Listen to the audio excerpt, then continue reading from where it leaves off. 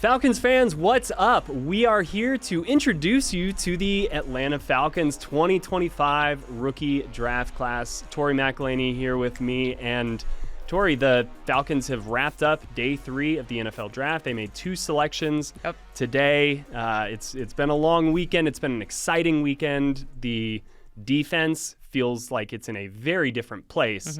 But let's start before we kind of get into the entirety of the class and also maybe take a quick look around the division in kind of our wrap-up to draft weekend. What do you think of day 3?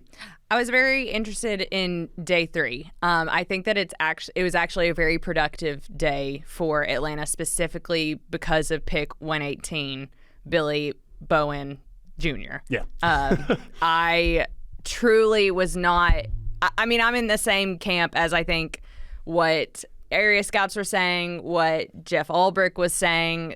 I don't think anyone truly thought that he was going.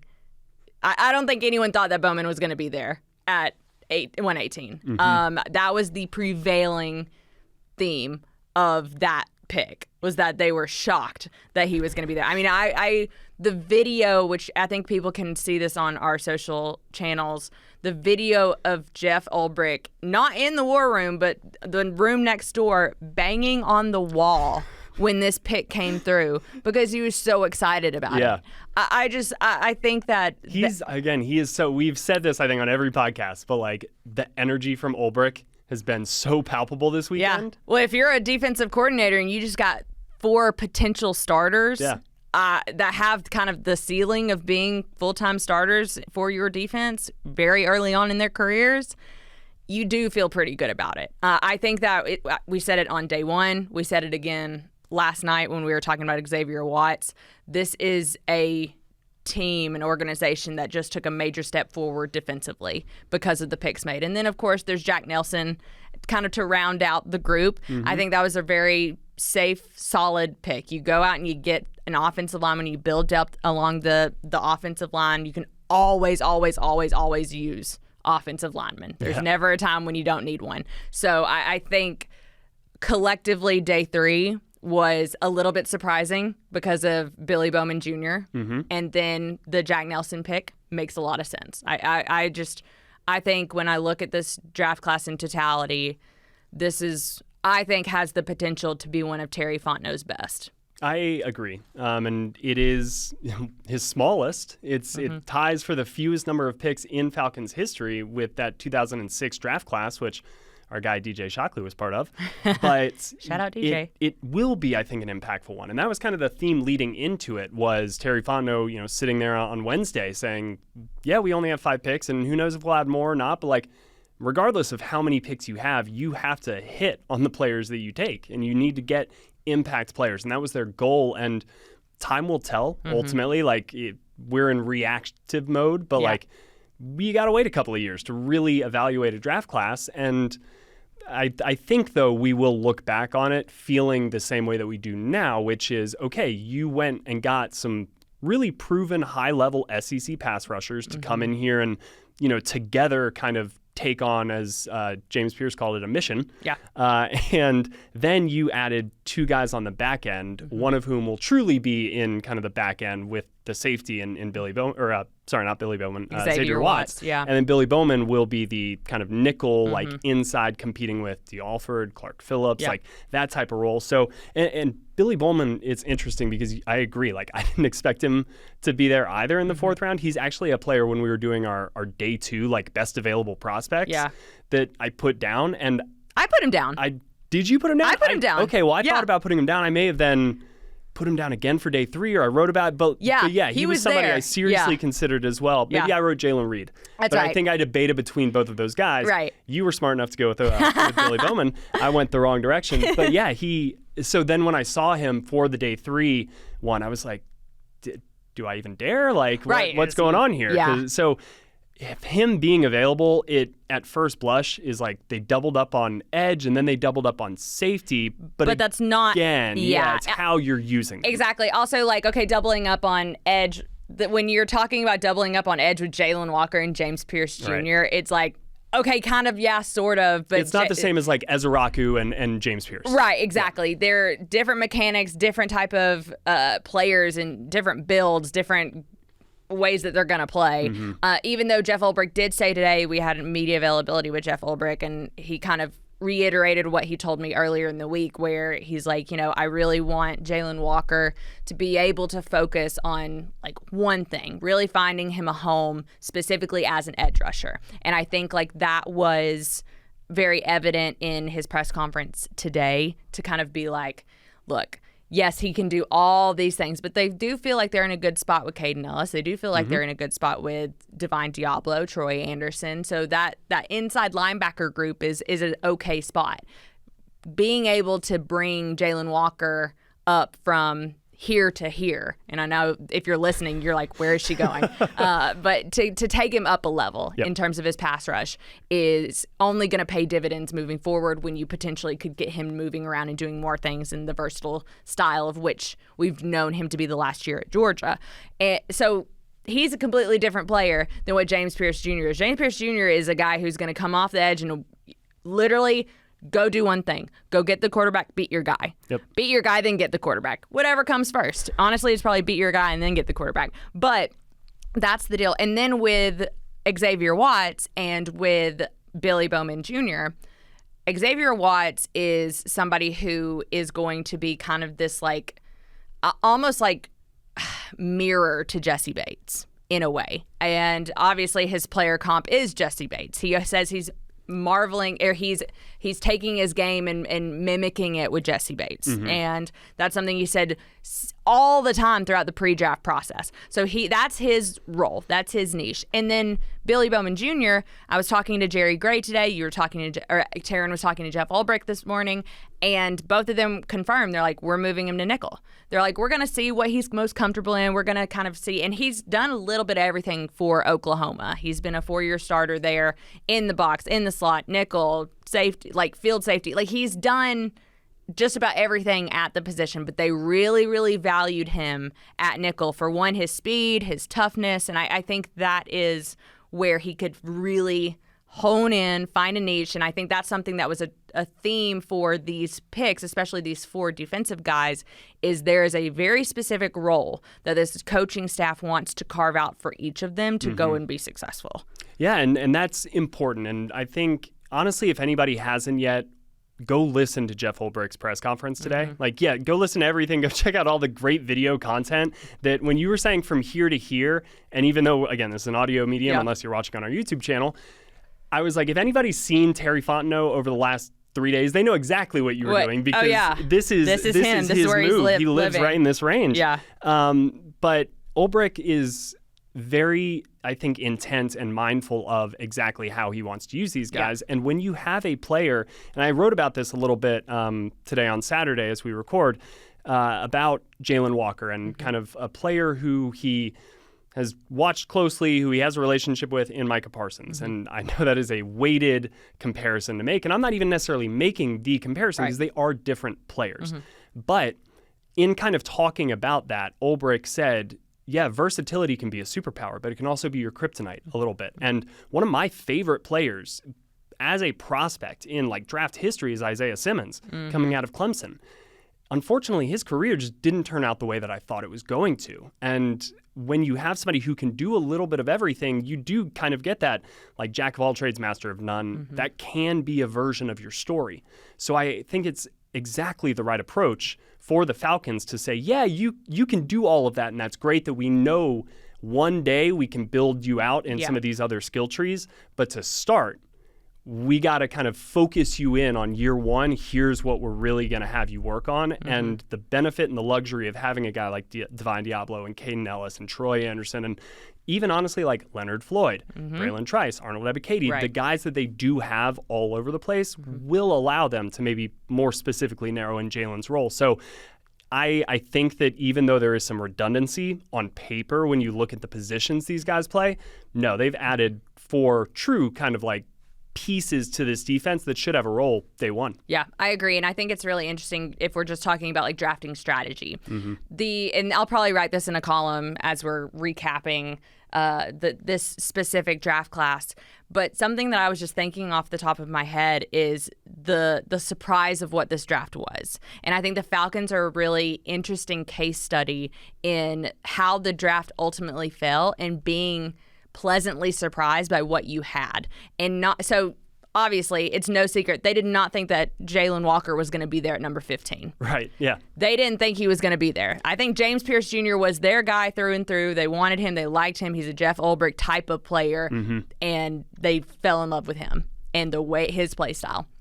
But when you're sitting there at 15 and you're looking dead in the eyes of Jalen Walker. And they'd been listening to you just all draft season being like, he's not getting past Carolina, guys. I don't know what you're thinking. Just go ahead and take Jalen Walker off the board. It does make me feel better that they also were as shocked as I was that he fell to 15.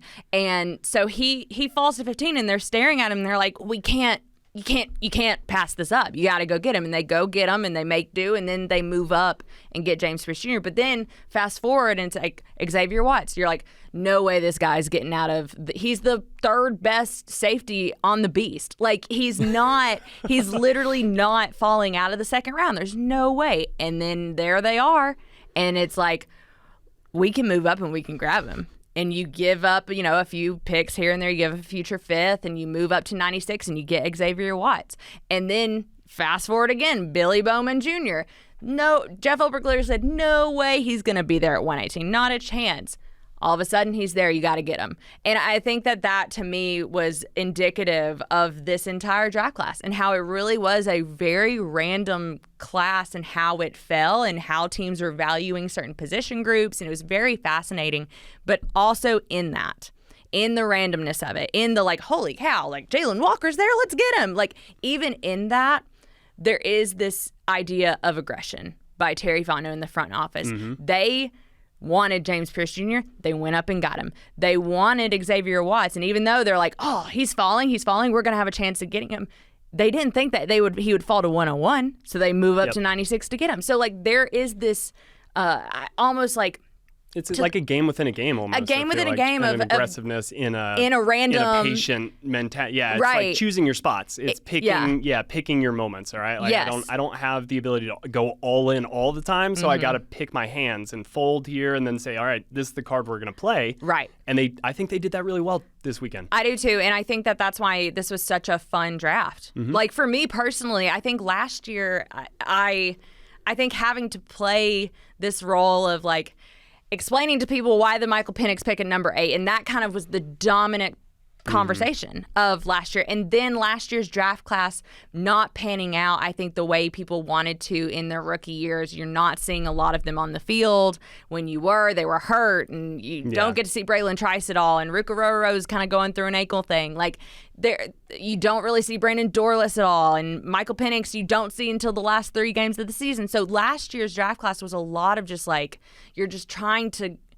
get to the point of wanting to feed in optimism and hope about it as a team employee to kind of to the fan base, if I'm just being completely honest. But this also, like, you and I like to put ourselves in their shoes. Like, I think naturally we like to be like, okay, so what is the like? Let me. I'll work with you here. I can get where you're at. Right. But like, let me I'm gonna question it a little bit. Like, and I'm gonna ask some questions, and I'm gonna kind of be like, well, I don't really understand this. But it's not like always blind optimism. It is sometimes we're like, okay, well, like let's put ourselves in the shoes and like walk through it and game it out. And the strategy there. So But my point in saying that is the feeling I have sitting down and talking about this draft class in comparison to last year, it feels night and day in terms of, I think, the ability to get guys who can go and be playmakers day one. And that is what you needed, especially defensively. I think it was a big thing that I even said on a podcast not too long ago. It's like, you need starters. Like, you only have 5 picks. You got to get a lot of starters. And I said this at the top of the pod. I really think that there's a good opportunity that in either this year or next year 4 of the 5 are starting for this team. I mean, I think you're mentioning last year's class and kind of the year one, like, developmental year, we'll call it for some players, but with a player like Braylon Trice, whose year kind of ended before it even started, there's a big chance that we get out there in August, September, and this Falcons defense has a ton of new faces on it. Like, that's the expectation. Right. Yeah. So it's almost going to be like you have 2 draft classes in one. You get a guy like Braylon Trice back. Boom, he's a new addition in there. You get Rukaroro, Brandon Dorlus, like playing more snaps, having a bigger role right out of the gate, and really seeing the vision for what they will be and how they want to deploy them. That's going to be just adding into this draft class. So yeah, it's going to be a very unique feel for this upcoming season just because of kind of like the combination of those 2 factors. Yeah. And then again, just the real heavy approach on defense, but an approach that is tailored specifically to what Raheem Morris and what Jeff Ulbrich want to do. And you and I have talked on the background kind of like about the ping pong nature of almost the Falcons defense under a bunch of different defensive coordinators who have different philosophies and things like that. So I really do like the fact that the Falcons over these last 2 years have been like, let's not make this a longer process that it needs to be. Let's go ahead and get a bunch of guys who fit exactly what we're looking for and shorten this window of time to like turn this around and turn it over a little bit. And so they should have a lot of the skills and qualities and traits that they need to have this defense function in the way they envision. Right. And that excites me more than anything. Yeah, because you need this defense. If you believe that everything you've done for this offense, all the money you've pumped into it, all the first-round picks that you've pumped into it, those first-round picks, their rookie deals are running out. And Kyle Pitts is on his 5th-year option. We literally were talking about Drake London and the Falcons potentially picking up his 5th-year option today. Like, Bijan Robinson, couple years left on his. Like, Michael Penix, yes, like you're in year 2 with him. Don't make me start thinking about the end of Michael Penix's rookie deal. It just got here. I know, I'm sorry, but that's the reality of what we're living in. And I think like if you feel, you have a good offensive line, they've been working together a long time. Like Darnell Mooney, you have a really solid place where your offense is, especially with the carryover of having Zach Robinson going into year 2 with Michael Penix and with all of these guys. So I say all of that to say the time was more than nigh to look at the defense. Like it was time. If you were being serious in that you feel really good and you feel really strongly about your offense, you got to go get a defense to complement it. Because that was something that Jeff Ulbrich and I were talking about the other day. Is he's like, I do feel so confident in this offense, being able to be a high-powered, high-functioning, and scoring a lot of points. Yep. And that's the thing is like, if we're having the same conversation last year, there was a time with this defense that I was like, if Atlanta is not scoring 35, in the 30s, 40, if they're not in the upper 30s, they are probably going to lose. And you needed to get to the point where you didn't rely so heavily on that and them being able to do that. And I think like it was very, very obvious from go that they were going to get players that were exactly what, to your point, what Jeff Ulbrich, Terry Fontenot, Raheem Morris, they kept saying over and over and over in every interview, we want to go get impact players. We want to go get impact players. We want to go get impact. And it got to the point where that word was just like ping-ponging in my brain, impact. And I am sitting here now looking at this group. I was like, I don't think there was a safety in college football the last 2 years that was as impactful as Xavier Watts. Yeah. I don't know if last year there was a even Georgia defender that was as impactful in that defense as Jalen Walker. You went out and you got impactful players. And now's the time now moving forward. It's like, how impactful can they be early on? Because you're going to need them to be. You absolutely will. Again, I think that it is a great class, even though it's a smaller class right now on paper. I love kind of the names that Atlanta added. I'm excited to see what they look like on the field and how it all comes together. But I want to ask you 2 more questions about this class in particular, and then we'll wrap up by kind of taking a look around the division and see how the NFC South has changed over the course of this weekend. But first, do you have kind of a favorite just pick? Not necessarily like we love all of our children, right? So like not I like this guy more than this guy, but just was there either, hey, just when it happened, it was a surprise in the best way for me, or I really attached to this guy in the pre-draft process. What stands out to you from this class? It's Xavier Watts. Yeah. I feel kind of silly by not saying either Jalen Walker or James Pierce Jr. because you love Jalen Walker too. I do. I do. You can love both of them. I can. But I think everybody can talk about those first-round guys, and everybody has talked about those first-round guys. I think that Xavier Watts is going to be exceptionally impactful. If he becomes the player that I think he has the capabilities to be, and who's on an upward trajectory after only playing this position for 2 years, like I have big expectations for someone like Xavier Watts, and I think the value of him as a number 96 overall pick is, I mean, value is high. I think ceiling is high, and I'm. If you listen to our podcast breaking down that pick, I was as excited as I have been in this podcast studio in a very long time. Yeah, they used me for the thumbnhough. They should have used you. Like, you must have been just floating in the air. It was just like my ponytail was just like straight up. I hope they don't clip that and make that the thumbnail. There you go, Jared. Well, let's do it. Don't do that. But I truly...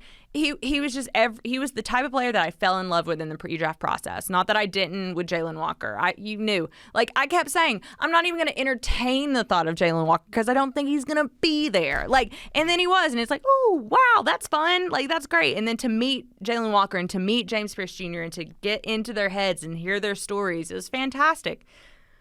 But Xavier Watts, the player, is the one that I personally gravitated towards the most out of this group in what he could be if he's partnering with Jesse Bates. You love a ball hawk. I do, of course. That would be a fun eepisode. Like, what are the types of players, if we were going to power rank, if you could have any archetype of a player, like a gunslinger versus just like a scat back? That would be fun. I would love that. I'm very traditional, though. I do think I am way more traditional than I am not. Okay, that's fair. But I'll go with Jalen Walker. I kind of obvious feels like...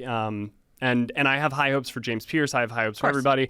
It's more the kind of characteristics, the leadership traits, like being able to talk to him in that press conference when he was introduced to the Atlanta media. It's very clear how thoughtful he is, how smart, of just kind of like composed, all of those things. And I was just thinking about, in the same offseason that you part ways with Grady Jarrett, who has forever been kind of like viewed as the leader, the central figure. The heart and soul of the defense. Yeah, the statesman of this Atlanta Falcons defense. You kind of have a void there, right? And Jesse Bates, incredible leader in his own right, a defensive team captain. Like, I would expect him to step in there, right? Yeah. Leonard Floyd probably, as well as like the connection of Raheem Morris, things like that. Caden. I think, they'll all emerge to leadership naturally takes kind of like it falls as it does. But I think it is important that you drafted a player who is universally, like Kirby Smart, all of his Georgia teammates, a school of alphas. Yeah. Honestly, the University of Georgia is. And as two alphas ourselves. Exactly. Yeah. And Jalen Walker is the alpha of alphas, right? At least according to everything I've read, everything I've heard. But sitting there in that first press conference, I was like, all right, I get it. I get it. So if he's even, 3/4 of as good on the field as I expect him to be, I'll be thrilled. But like, the leadership qualities, I just can't wait to continue to talk to him, to see how he grows and matures as a player, because that's one of the fun parts of this job, is seeing a fresh face, Grady Jarrett, in year one, and then kind of talking to him in year 7. Yeah. And you did the whole decade piece on him, and I'm sure that was a lot of reflecting for you as well. And it's just cool to see these guys grow and change and mature and well, you think about AJ Terrell coming out of college. Yeah, he's a great one too. I remember, and I won't say names, but I remember one time being like, I was talking to a friend of mine who covered AJ at Clemson, and they were like, he doesn't really talk all that much. He's not really a big talker. He was a little quiet And now seeing how AJ has blossomed into he still is not a huge talker, but he's so confident in himself, and you trust, and he has such a presence about him, and he's kind of become so comfortable in his own skin and so confident in his own skin that even when I did a podcast with him recently, and thinking back, because he was the very, very first podcast guest that I did for Falcons in Focus, that's awesome. At the stadium. It was just kind of the original idea that we had, and he was the first one. I remember even then thinking back on he's now been in the podcast chair with me 3 times. And who he was, this is even in year 2 or year 3 that he was here. But now going into his contract extension and having him talk about his career, I mean, that's there's something validating in that. And it's also not just validating, but it's, I think, the human experience, not to get philosophical on this, but the human experience of people change and people grow, and who people are in their first year in the league when they're drinking water out of a fire hydrant and they're rookies and they never stop and it's just all the time, nonstop, is not who they're going to be down the road. And they're going to grow and change and evolve. And give them the chance to. Give them the chance to get better. Give them the chance to make their mistakes and grow from those. And I think like that's something that if these players have the opportunity to be starters very early on, they're not going to be 100% all the time. No player is. But I feel really good about where they could be. And honestly, where they may even be 7 or 8 games in too. You don't know. Yeah. Right now, we're in the very early stages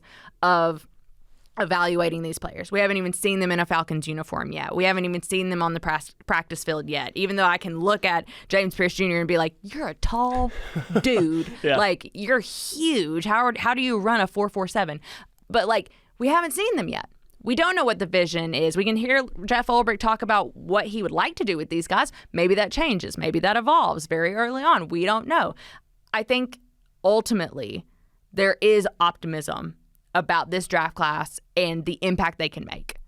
100%, yeah. I like your perspective there, though, because we are viewing them like it's so easy to forget that when Jalen Walker and James Pierce walked in this facility, like bright, wide eyes, like, oh my God, I've just gone through the craziest period of my life. Yeah. This is my dream coming true. And we're all sitting here being like, yeah, but how versatile can you really be? Are you biting off too much before you can do one thing, or should you do? And like, we're nitpicking and doing all this, and they're just like, mini camp's a little while away. I just got selected. I got my new job. My family's here, so it's like it's a great kind of let's keep perspective. Yeah. Let's not put the cart before the horse. They'll get out there on the field. We'll see how they grow and mature. We'll see the roles they'll change, and I'm excited about it. Yeah, they're not stuck in cement right now, and they're not a finished product at all, but there's so much exciting about their game and the possibility of what they could become.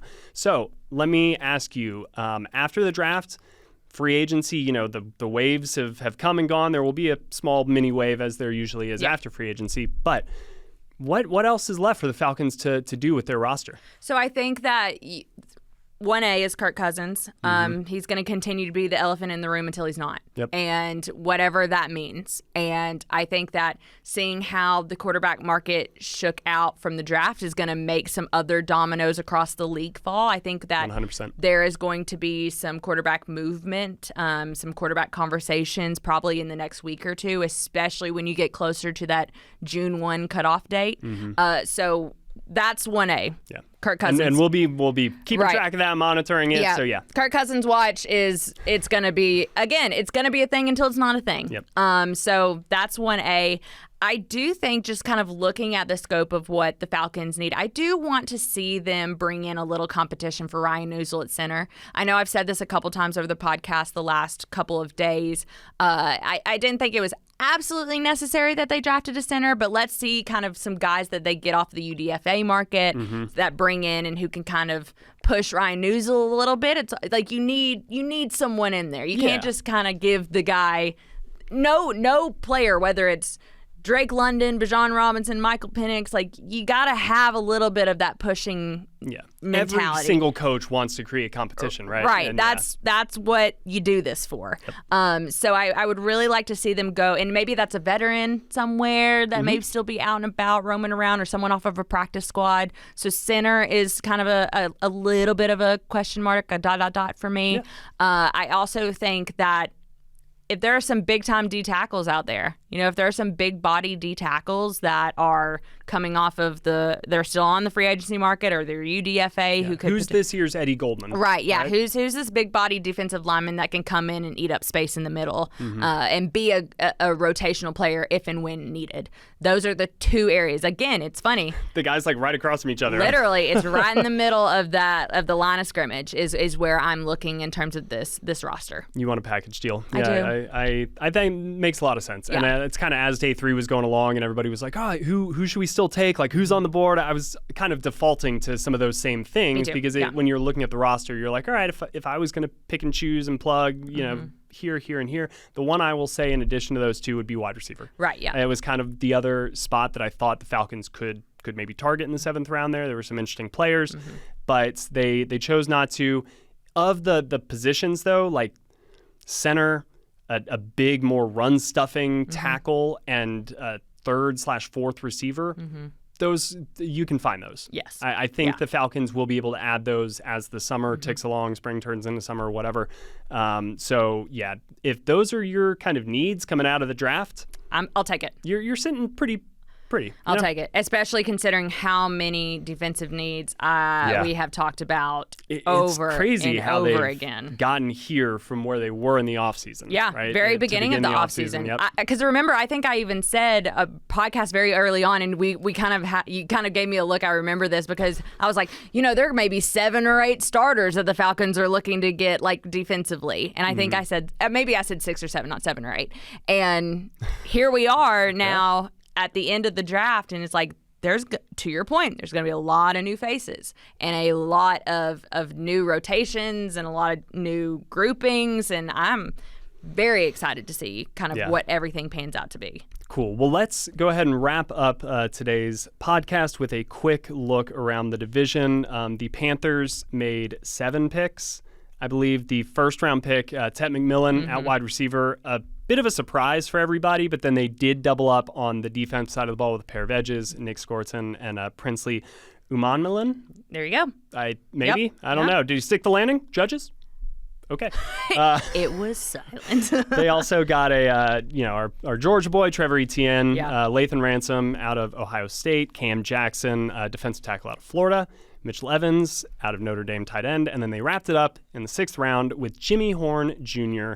of Colorado. Any of those picks really stand out to you for what Carolina did? I mean, Carolina pumped so much into their defense during free agency. So I was, even though I kept giving them Jalen Walker, I understand the Tet McMillan pick, and I understand the Trevor Etienne pick, or Travis, sorry, whichever one. It is Trevor. Trevor, sorry. I literally went, I was like, that's not right, and then I was like, no, it is right. It is right. I was second guessing myself, but I understood the strategy behind that, and I understood after all of it was said and done why they valued Tet McMillan so highly, because they pumped their free agency resources into that defense.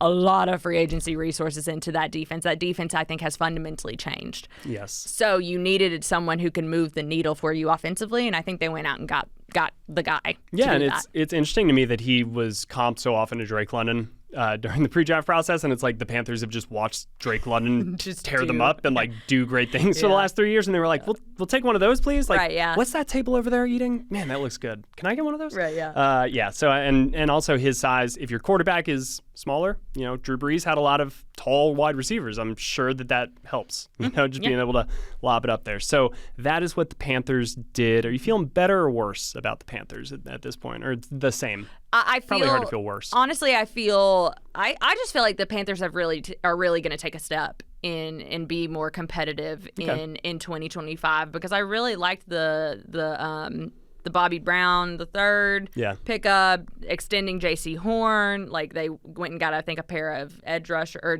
Treshaun Wharton. Yep. There are some guys some dudes that I think they got for their defense that I think is going to move the needle for them.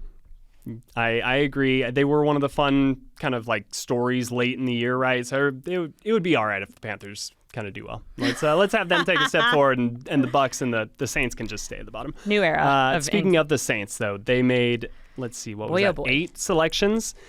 Starting with Kelvin Banks Jr., the offensive tackle in the first round of pick number 9. What were your thoughts when they went offensive tackle there? I drafted them. I mocked a couple of offensive tackles to them because I did know that was a need for them. They were in need of a starting tackle. More often than not, I went defense, though. I even, cornerback, I went linebacker with them. I went edge rusher with them. So to see that they were valuing offensive tackle, that need, I think, so highly was very interesting.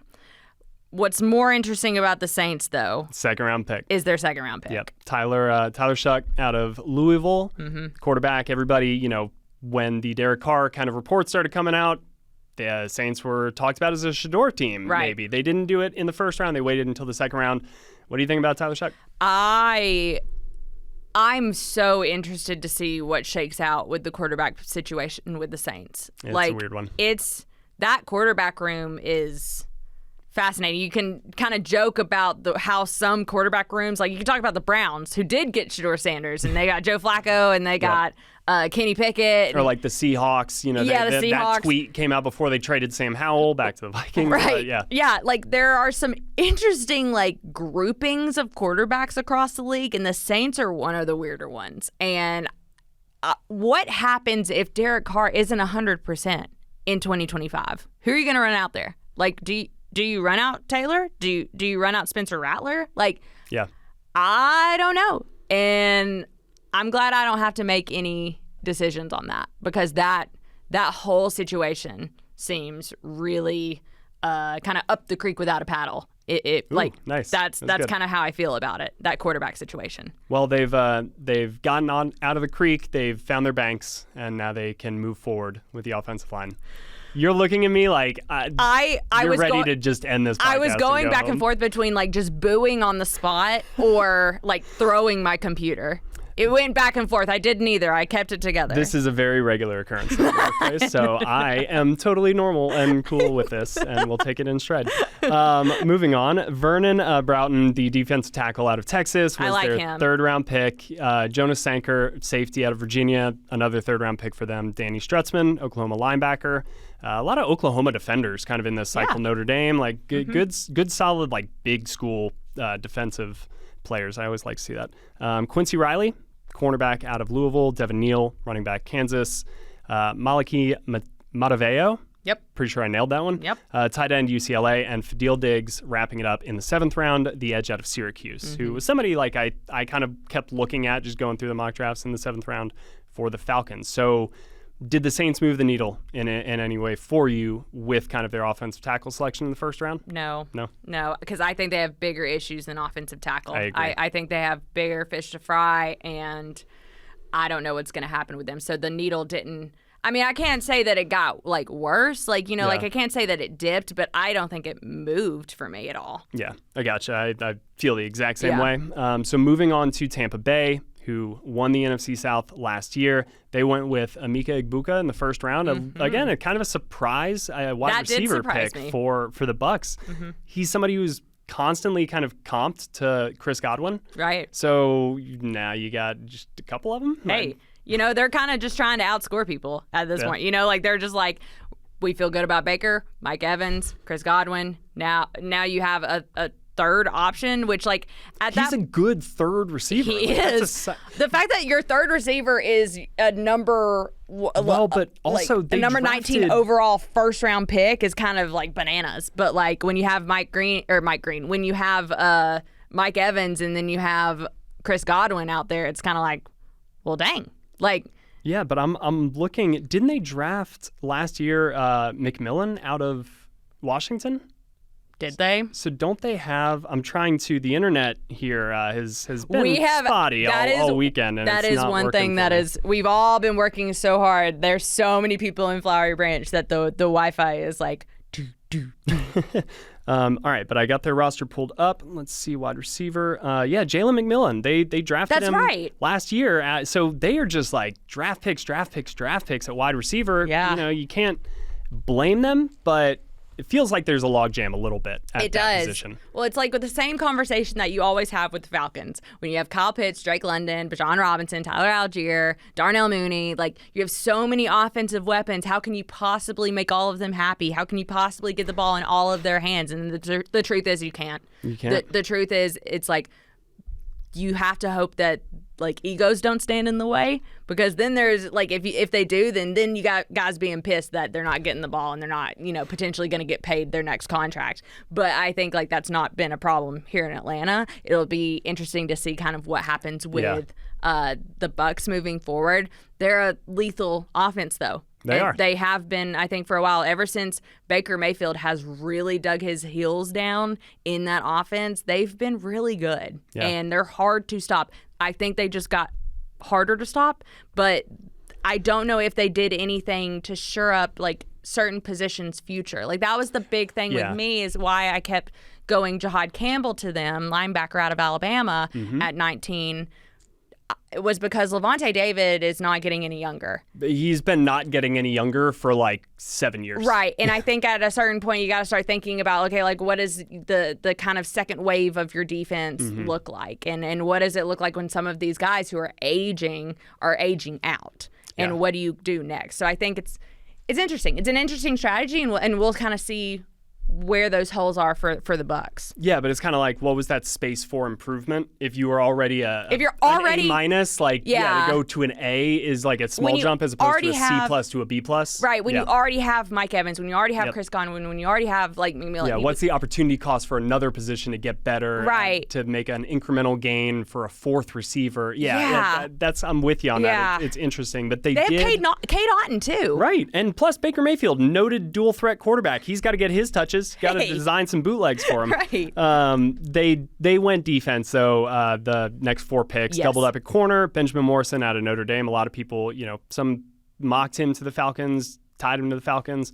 Kansas State cornerback Jacob Parrish was their 3rd round pick, and then they went edge with David Walker from Central Arkansas, or no, I'm not even going to try to say how the like Irish lady did it. A lot of international fans doing it, but it was like an Arkansas in there. And then Elijah Roberts out of SMU, another edge defender, before they wrapped it up with Oregon wide receiver Tez Johnson in the 7th round, who was, I know he's tiny. He was one of my favorite players at the Senior Bowl. Yeah. Like, he lit it up at the Senior Bowl. Yeah. So 2 wide receivers, I like both of them. They're corners. I do like Benjamin Morrison. David Walker, somebody I looked at, but he makes sense for them, not so much Atlanta, because like he could be a 4th or 5th pass rusher and more of a designated like go get them kind of guy. But out of everybody aside from Atlanta, the other NFC South teams, I kind of like the Bucs draft. Yeah. As much as I hate to say it. To me, it's the most interesting. It's the most intriguing. It's the one that I'm most curious about, and I think that. I said the Saints didn't really move the needle for me. I said the Panthers, kind of maybe did a little bit. The Bucs, I do think, according to how some of these 2nd, 3rd round the day 2 picks kind of pan out for them, I think will be very interesting to see. Something that I want to bring up though before we hop off is Warren Sharp just tweeted the best value 2025 NFL draft classes. Atlanta Falcons came in at number 1. Let's go. So I think. How about that? And by a pretty significant margin, I'm looking at most valuable based on. That goes to your point though. They let the draft come to them. Right. And we're always saying that about teams like the Eagles and the Steelers and the Ravens. And it's like, hey, look at us. Yeah. Who would have thought? Yeah. In terms of like values versus reaches, Atlanta is way on the value side, number 1, in fact. Top 250 picks, Falcons had 5 of them. That means they a lot of value. Nailed all their picks. And it's what they, to your earlier point and what you wrote about earlier this week, it's what they had to do. Yep. So that's a great place, I think, to wrap up this podcast, wrapping up the 2025 NFL Draft for the Atlanta Falcons. Nice. So thank you so much for joining me for each of these, Tori. Thank you to Jared, our producer, for all of these. He's been pulling some late-nighters, early mornings to make sure that we get that out there. But I am Will McFadden for Tori McElhaney. Thank you guys for following along all draft weekend. Stay tuned for some more excellent coverage. But until then, take care. And we're going to go get some sleep.